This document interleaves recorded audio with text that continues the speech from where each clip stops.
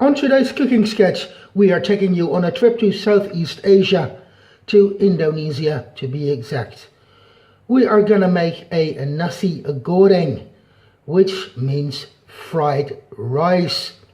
But we are gonna add all sorts of vegetables to that fried rice and chicken, marinated in all sorts of Southeast Asia flavors. We are gonna start with our marinade for the chicken. In our little blender we put 2 chopped or cleaned shallots, 3 cloves of garlic, 2 stems or pieces of lemongrass cut up,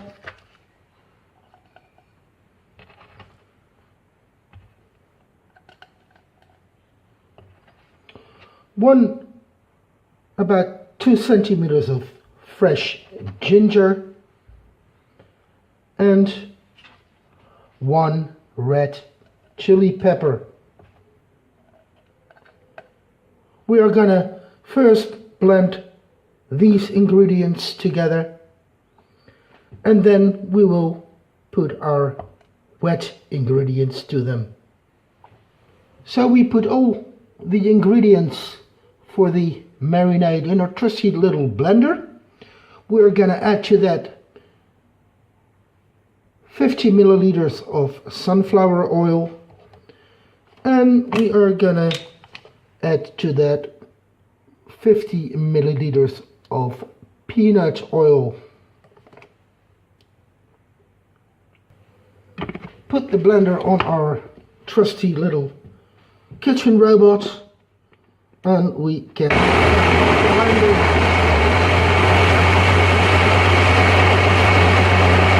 Everything has blended nicely together with the oil, and now we are gonna add 50 milliliters of Kikkoman soy sauce,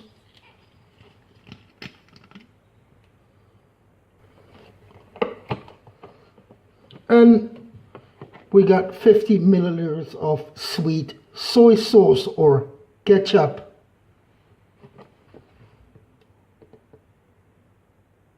And now it's time to start on our chicken. I have 350 grams of boneless chicken thighs. Do not use chicken breasts, you want chicken thighs. We are going to cut up the chicken thighs pretty small, because we are going to leave the chicken thighs in the Nasi Goreng. So it's not like the meat that goes with the dish. No, it's actually part of the dish. So we are going to slice it very small. And this is about how small we are going to slice the chicken thighs. So this is what the marinade looks like when it's all blended together. And to that I'm gonna add a tablespoon of my special dry spice mix.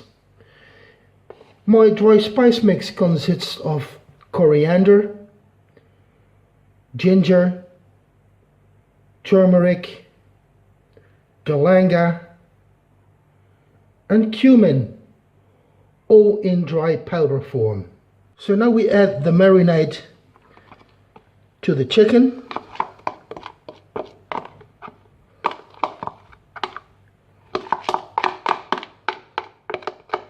Nasi Goreng is a wok dish we are going to make in the wok. That's why it is imperative that before you start cooking, you have everything prepared and cut. And these are the vegetables we are going to put in our Nasi Goreng. We have leeks, we have white cabbage, we have onions, we have carrots, And we have green beans. The green beans and the carrots have been blanched, boiled al dente in boiling salt water. But before we are going to put together our nasi goreng, there is still one more ingredient. Belangkan or terasi. This is fermented shrimp paste.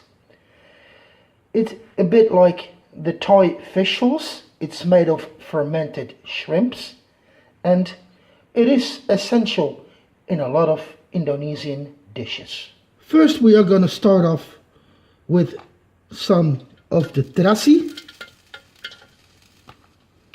Then it's time to add our chicken.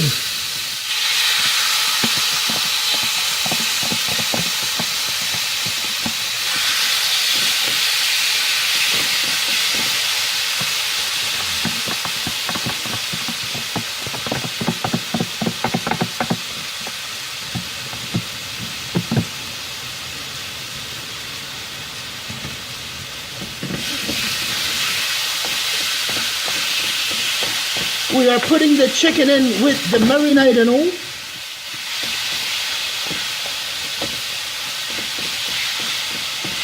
And we are gonna let that fry for a bit. Next we are adding 1 onion.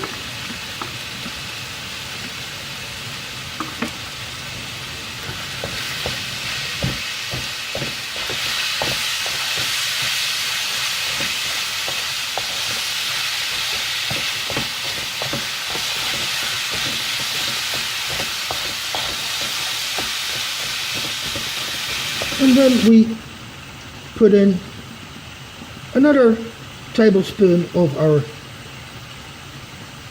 spice powder. Now I'm adding 250 milliliters of water. I've used the water to clean out the container where the chicken had been marinating in. And now it's time to add our vegetables. We're going to start with the vegetables which are the hardest, so the carrots and the green beans.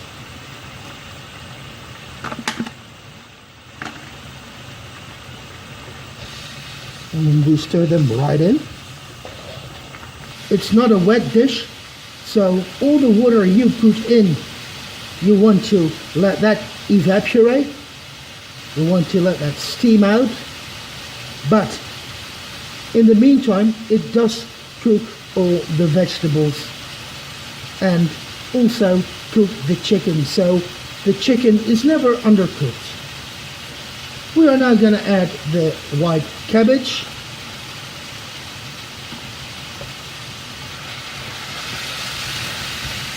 And we are adding the leeks.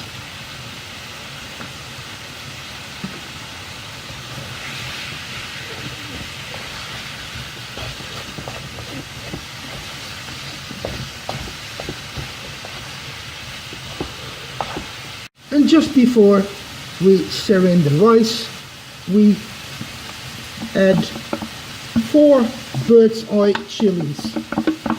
And that seems a lot, but I like my nasi goreng pretty spicy.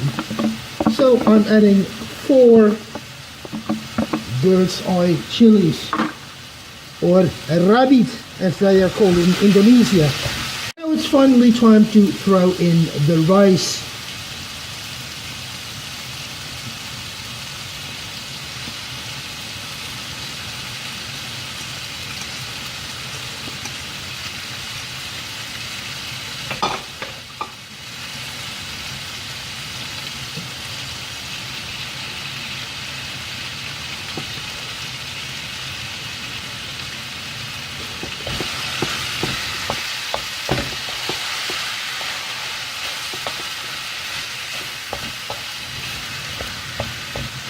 Okay, the rice is now nicely incorporated, and the dish is called fried rice, so that means we want the rice to fry and not soak up all the liquid like a risotto. That's why we first cook out all the liquid.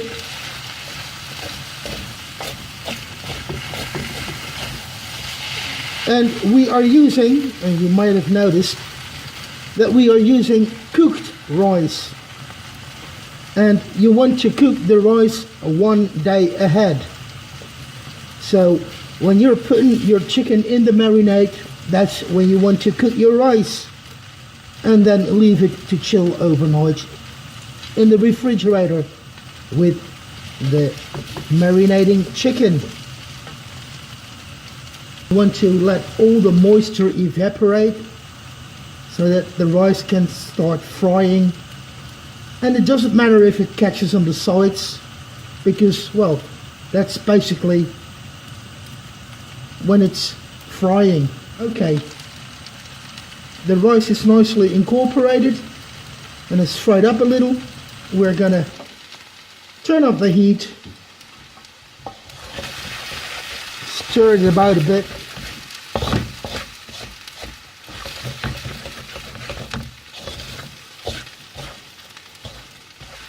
Okay, the fried rice is finished, and what I'm about to do now may seem a little weird, but there is a reason behind this. I'm gonna turn out the contents of my wok pan into this baking tray.